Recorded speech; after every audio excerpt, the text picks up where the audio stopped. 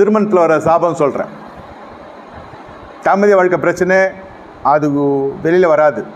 ஆனால் தம்பதிகள் யாராவது ஒருத்தர் எங்கேயாவது எஸ்கேப் ஆகிடுவான். துணைவர்களில் 2 பேரில் யாருன்னா ஒருத்தர் இவங்க கிளம்பிடுவாங்க ஐயா. வசனம் அப்படி தான் சொல்லுகிறது. ஆனால் வெளியில் தெரியாது. எப்படி இருக்கிறேன், நல்லா இருக்கிறேன், எப்படி இருக்கிறேன், நல்லா இருக்கிறேன், இதே தான் பாடின்னு இருப்பாங்க. ஆனால் எங்கே நல்லா இருக்கிறேன்னு பார்த்தா எங்கே இருக்கக்கூடாது அங்கே போய் அவங்க குடியும் குற்றமாக வாழ்ந்துட்டு இருப்பாங்க. 27வது அதிகாரம் 7வது வசனம் சொல்லுகிறது, திருப்தி அடைந்தவன் தேன்கூட்டை மிதிப்பான், பசியுள்ளவனுக்கோ கசப்பான பதார்த்தங்கள் திருப்திப்பாக இருக்கும்.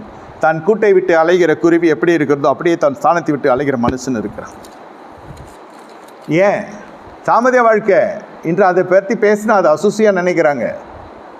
ஐயா சபையில் எப்படி இது பேசுது, அதனால தான் வேசித்தனம் பெருகுதுன்னு சொல்கிறேன் நான். அதுக்கு என்ன ரகசியம்? சிம்சோனுடைய வாழ்க்கை நீங்கள் பாருங்கள். எதுக்கு மறுபடியும் திம்னாத்துக்கு வருகிறாரு? ஒரு முறை எல்லாம் அடிச்சு உடச்சி மனைவிக்கு நமக்கு சம்மந்தம் இல்லைன்னு அந்த லொக்காலிட்டியே நம்மளுக்கு வேணான்னுச்சு. ஒரு முறை போயாச்சு. 20 வருஷம் கழிச்சு மறுபடியும் விட்ட இடத்துக்கு திரும்பி வந்து அதான் அடி வாங்கணும். சும்மா இருப்பானா? அடிபட்ட பாம்பு சாவலை. அது வஞ்சிந்திக்க அவங்க பெலிஸ்தருடைய எல்லா கவனமும் என் மேலே திரும்பிச்சு.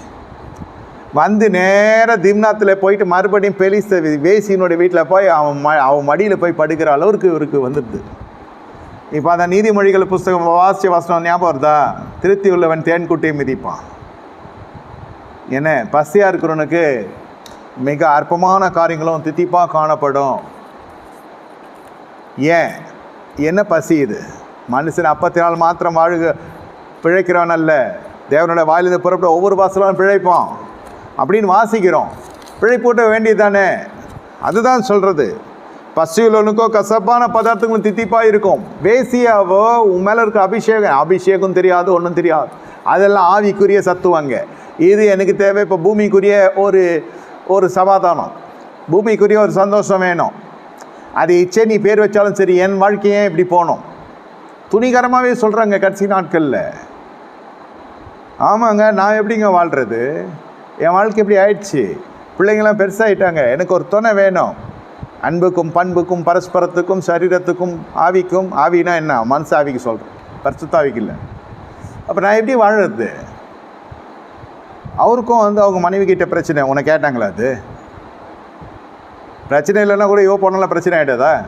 இதே மாதிரி தான் கள்ளத்தொடர்புகள், கள்ள ஜோடிகள் வருவதற்கு காரணம் நல்ல ஜோடியாய் வர வேண்டியது அது கெடுத்துக்கொள்ளுகிறது வாழ்க்கையை. அதனால் அது கள்ள ஜோடிகளாக 1 2 மாறும்.